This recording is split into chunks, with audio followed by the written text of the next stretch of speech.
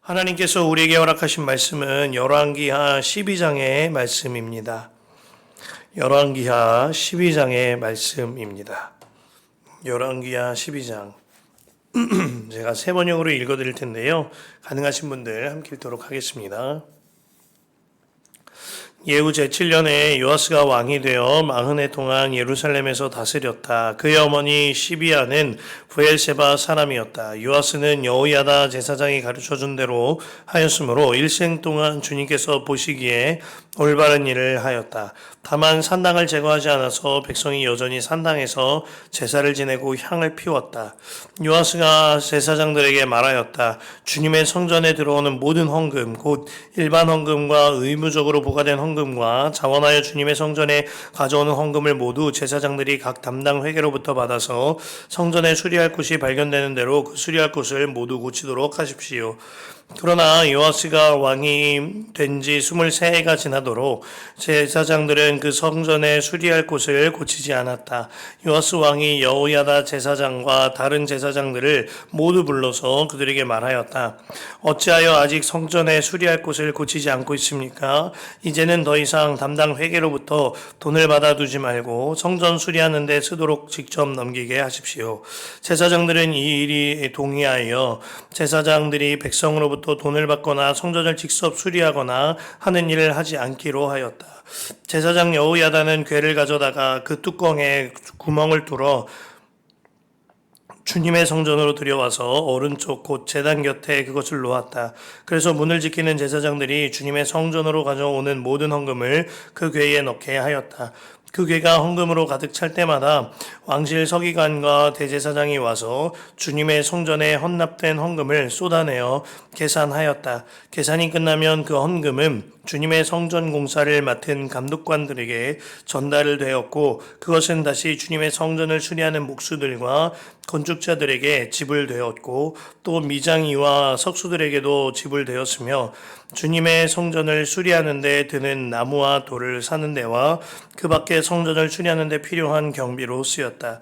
주님의 성전에 헌납된 그 헌금은 주님의 성전에서 쓸 은대접들과 부집개와 대접들과 나팔 등의 금그릇이나 은그릇을 만드는데 쓰이지는 않았다. 그 헌금은 오직 일꾼들에게 주어 그것으로 주님의 성전을 수리하는 데만 사용하였다. 또 돈을 받아 일꾼들에게 주는 감독관들에게 대한 회계 감사를 하지 않았는데 그것은 그들이 성실하게 일하고 있었기 때문이다. 그리고 속건제와 속죄제에 바친 돈은 주님의 성전의 수입으로 계산하지 않았다. 그것은 제사장들의 몫이었기 때문이다. 그 무렵에 시리아 왕 하사엘이 가드를 공격하여 함락시켰다. 그런 다음에 하사엘은 또 예루살렘도 치려고 하였기 때문에 유다 왕 요아스는 앞서 유다를 다스린 여호사밧과 여호람과 아하시아가 주님께 바친 모든 물건과 또 자신이 주님께 바친 것들을 비롯하여 주님의 성전과 왕실 창고에 있는 모든 금을 시리아 왕 하사엘에게 보냈다. 그러자 하사엘은 예루살렘을 치지 않고 물러갔다. 요아스의 나머지 행적과 그가 한 모든 일은 유다왕 역대지략에 기록되어 있다. 요아스의 신하들이 역모를 꾸며 실라로 내려가는 길에 있는 밀로 궁에서 요아스를 살해하였다. 그를 살해한 신하는 시므아의 아들 요사갈과 소멜의 아들 여호사바드였다. 그가 죽으니 그의 조상들과 함께 다윗성에 장사하였다. 그의 아들 아마샤가 그의 뒤를 이어 왕이 되었다. 아멘. 하나님의 말씀입니다. 주님 안에 참 좋은 수요일입니다. 오늘 저녁 8시에는 바이블 리딩 데이 위드 지저스 함께 하도록 하겠습니다. 줌을 활용하여서 온라인 사역이 이어질 텐데요. 함께 말씀을 읽고 말씀 기도하는 이 일이 큰 복이겠습니다. 우리의 삶에서 좋은 멘토나 좋은 스승을 만나는 일은 매우 중요합니다. 좋은 스승과 목회자 혹은 부모나 배우자가 멘토가 되어질 때가 있지요. 그 중에 가장 좋은 멘토 중에 멘토가 있다면 우리와 항상 함께 하시는 나의 예수님이십니다. 또한 그 주님의 말씀을 담은 성경이 우리의 참 좋은 멘토가 될 수 있는 것이지요. 허나 좋은 스승과 좋은 멘토가 있다 하여 모두 훌륭한 제자와 멘티가 되는 것은 아님을 알아야 합니다. 그 멘티된 자가 정말 수용하지 않고 배우지 않아서 그 삶을 변화시키고 이끌림 받을 마음이 없다면 도무지 변화가 일어나지 않거나 혹은 다시 제자리로 돌아가는 불상사가 벌어지는 것이죠. 본문의 요아스에게는 더할 나위 없이 좋은 영적인 스승이 있었습니다. 대제사장 여호야다였어요. 여호야다는 꿋꿋하게 하나님의 성전을 지켰던 자입니다. 여호야다는 눈에 보이는 건물로서의 성전이 아니라 그의 신앙을 지켰고 주님의 말씀대로 요아스의 생명을 지켜주는 사명을 지키는 자, 그 자가 여호야다였습니다. 꿋꿋하게 성전을 지켰던 여호야다는 남유다가 하나님의 뜻을 행하도록 개혁하는 데 앞장섰습니다. 또한 여호야다의 가르침을 받았던 요아스 왕도 하나님의 말씀대로 나라를 개혁하는 데 앞장서게 되었지요. 할머니 아달랴로 인하여 들여온 바알들을 모두 부쉈고 그를 믿는 바알을 믿는 자들 모두 제거하였습니다. 뿐만 아니라 아달랴로 인하여 부서지고 상했던 성전을 보수하고 리빌딩하는 작업에 박차를 가하였습니다. 이렇게 시작된 성전을 보수하는 일에 문제가 벌어졌을 때에도 요아스는 여호야다의 영향권 아래에서 잘 치리하였어요. 성전 보수를 맡긴 제사장들이 보수할 재정이 있음에도 불구하고 받아두고 늑장을 부렸습니다. 재정을 받아만 두고 내버려둔 채 성전 보수를 시작하지 않고 있던 겁니다. 자그마치 23년 동안 멈춰져 있었다고 하였는데 이는 탐심이나 게으름에서 비롯되었던 혹은 다른 업무들로 인하여 비롯되었던 혹은 본인의 능력 밖에서 일이기 때문에 비롯되었던 명백한 직무유기였습니다. 주께서 재정을 허락하셨고 보수할 만한 능력을 허락하셨으면 신실하게 그 일을 감당했어야 하는데 늑장을 부리며 성전 보수하는 일에 뒷짐을 졌던 겁니다. 이에 관하여 요아스는 자신의 스승이자 대제사장인 여호야다를 앞세워서 그들을 성전 보수하는 일에서 제외시킵니다. 이는 마땅히 해야 했던 일인 거죠. 그리고 온 제사장의 동의하에 모든 재정을 제사장들 손에 맡기는 것이 아니라 헌금궤를 만들어서 그곳에 모으게 하였습니다. 이렇게 한 까닭이 있는데요. 그렇게 모인 헌금을 곧장 성전 감독관들에게 목적에 맞게 쓰이게끔 바로 전달하게 한 겁니다. 그 즉시로 성전 보수하는 인테리어 전문가들이 이 일을 맡아서 하게 되어진 거죠. 이제 그 내용이 9절에서 13절입니다. 참 놀랍고도 감동이 되는 게 14절에서 16절입니다. 이 모든 일에 있어서 한치의 오차나 사람의 죄악과 탐심이 전혀 섞이지 않았다고 했어요. 오직 주의 성전을 수리하는데 사람들도 쓰임받았고 재정도 쓰임받았다 하는 겁니다. 뿐만 아니라 제사장들의 몫을 구별하는 일에 관하여서도 빈틈없이 온 나라가 한 마음을 모아 지불될 수 있었습니다. 14절에서 16절이에요. 그 헌금은 오직 일꾼들에게 주어 성전 보수하는 인테리어 업자들입니다. 그것으로 주님의 성전을 수리하는 데만 사용하였다. 또 돈을 받아 일꾼들에게 주는 감독관들에게, 지금으로 따지면 감리사들, 감독들입니다. 대한 회계 감사를 하지 않았는데 그것은 그들이 성실하게 일하고 있었기 때문이다.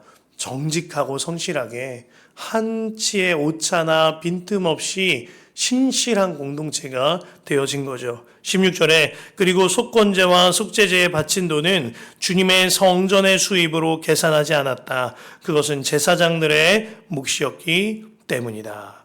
참 귀한 일입니다. 성전의 재정이 정확하게 목적대로 쓰였고 누구 하나 게으르지 아니하였으며 제사장들의 몫을 신실하게 잘 구별해 내었습니다. 이렇게 잘 감당해내는 공동체가 된 거죠. 이 모든 일은 공동체가 함께 주님을 바라보았기 때문에 가능한 일이었을 겁니다. 그리고 그 중심에는 대제사장 여호야다와 그의 제자이자 이 나라의 왕이었던 요아스가 있었던 것이죠. 말씀을 묵상하면서 우리 교회가 이와 같이 정확하고 신실한 교회 조직이 되어야 한다는 마음을 주셨습니다. 그래서 이 말씀이 당회를 준비하는 우리 교회에도 귀감이 되거니와 추수감사주의를 지나며 이전에 미리 추수감사주의를 헌금한 모든 금액이 쓰임받는데 참 감사한 일이 든다는 겁니다. 이전에 추수감사주의를 드린 일들이 있으셨던 것 같고 또한 이번에 함께 추수감사주의를 하며 약 지금 계수된 걸로 267만 원여가 모여진 것 같습니다. 그와 더불어 그간 헤세드 헌금이 모여지게 되면 조금 더 많은 금액이 헤세드 기금으로 마련되고 또 쓰임받을 수 있을 겁니다. 이렇듯 부활주일과 선교 헌금은 오직 선교로, 또 건축 헌금은 오직 건축으로, 목적 헌금과 헤세드 헌금은 그 목적에 따라 쓰임받고 또 천열매 감사 예물은 그 목적에 따라 쓰임받습니다.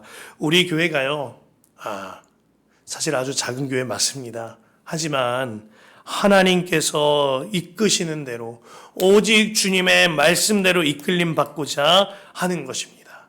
이렇게 행하는 까닭은 어느 좋은 교회의 시스템을 본따오거나 혹은 누군가의 가르침만으로 행하는 일이 아님을 아셔야 합니다.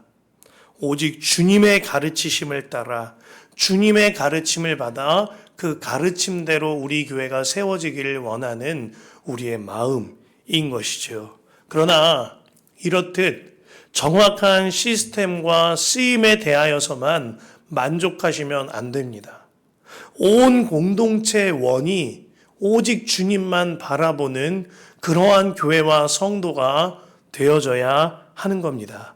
그로 말미암아 어떤 상황 속에서든 흔들리지 아니하고 예수님께서 이끄시는 대로 이끌림 받는 교회와 성도가 되어져야 하는 것이죠. 진정한 의미의 예수동행 공동체란 이러한 것입니다. 오늘 요아스에게 부족한 것이 이것이었습니다. 요아스는 성전 보수하는 일에 그리고 종교개혁하는 일에 관하여 굉장히 잘 해냈습니다. 그러나 거기까지였어요. 그에게 부족함이 있었습니다. 그의 부족함은 위기 상황이 닥치자 곧바로 드러나게 되어집니다. 17절에서 18절을 보면 시리아 왕 하사엘이 예루살렘을 공격하려고 듭니다. 그때 요아스는 하나님을 찾기보다 성전에 모여있던 성전 창고에 있던 모든 은과 금과 물질들을 긁어 모아 시리아 왕 하사엘에게 가져다 바칩니다. 18절이에요.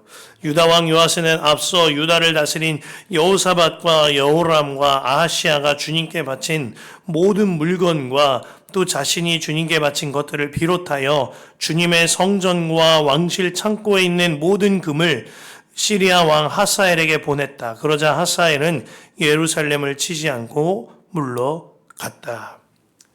그렇게 여지껏 고생하여 성전을 보수하여 두고 작은 위기가 닥치자 그의 신앙과 믿음이 우르르 무너지게 된 겁니다.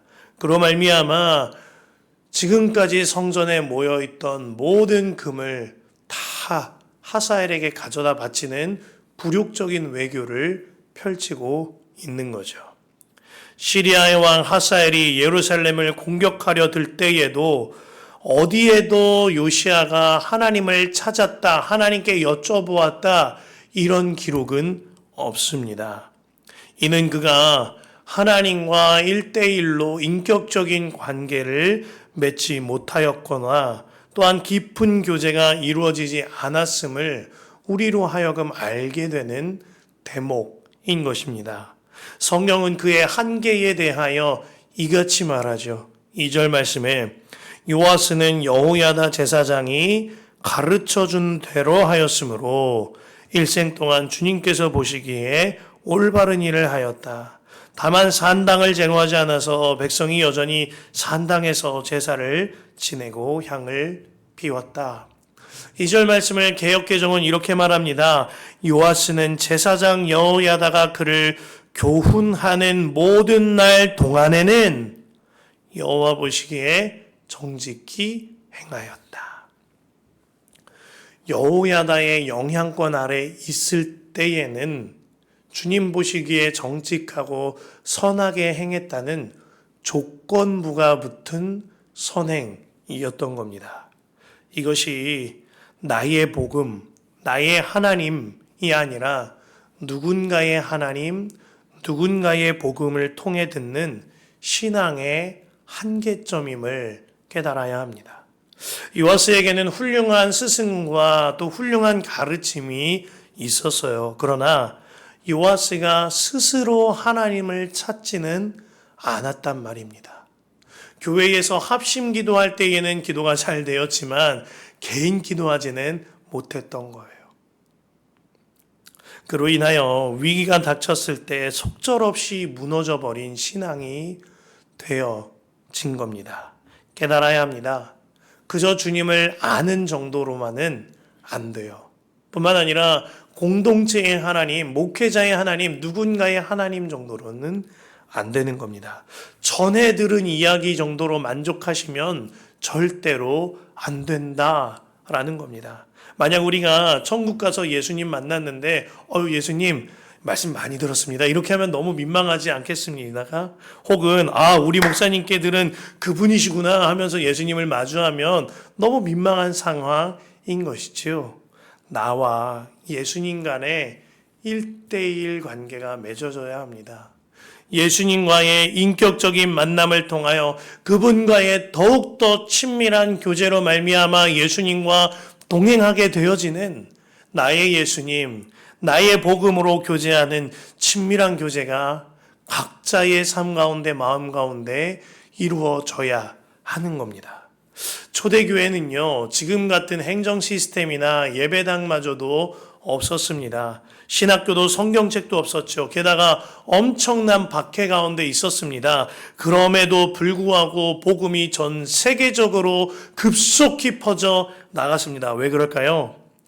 예수님이 그들과 함께했기 때문입니다. 또한 그들이 누군가를 통한 예수님이 아니라 그들 자신이 예수님에 대해서 하는 것이 아니라 예수님 그분을 알길 원하고 예수님께 기도하고 예수님과 1대1의 인격적인 교제가 이루어지고 예수님과 동행하는 삶으로 말미암아 초대교회가 박해 가운데에서도 성장하였거니와 신앙을 지켜낼 수 있었던 겁니다. 그래서 로마서 8장 35절과 37절 말씀은 초대교회 성도들의 말씀이 된 것입니다.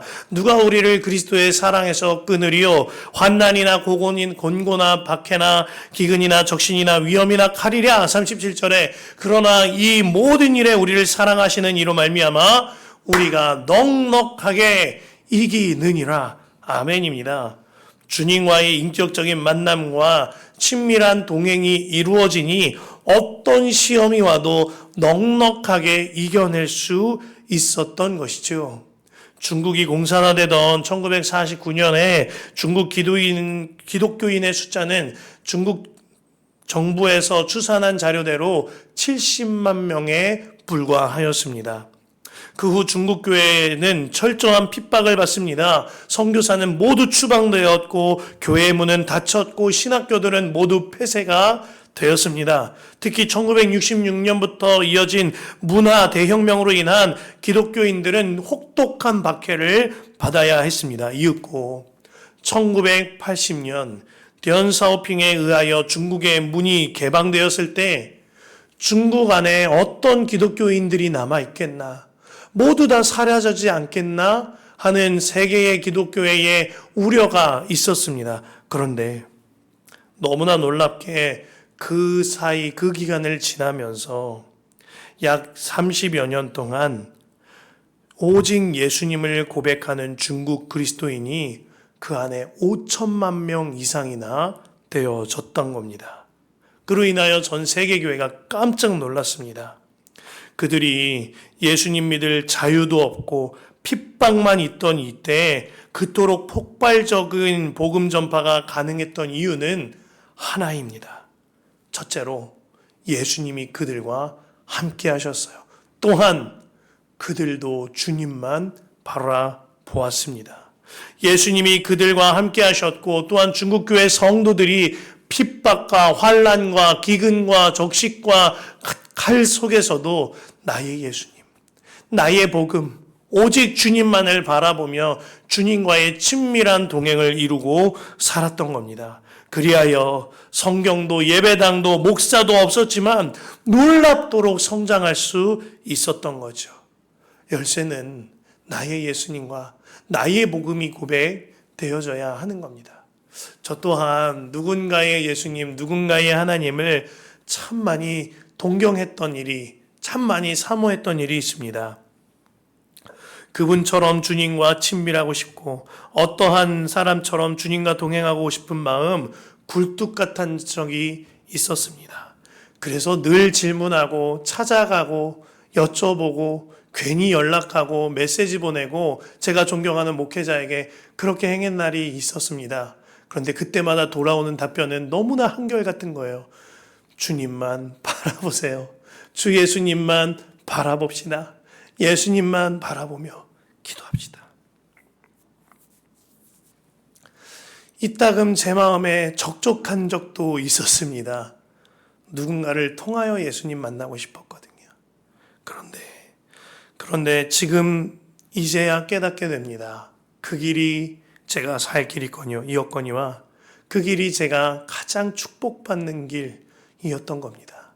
제가 직접 예수님께 여쭤보고 직접 예수님께 찾아가고 예수님과 1대1의 인격적인 교제 아래 주님과 친밀히 동행하는 삶이 제가 사는 길이고 공동체가 사는 길이었습니다.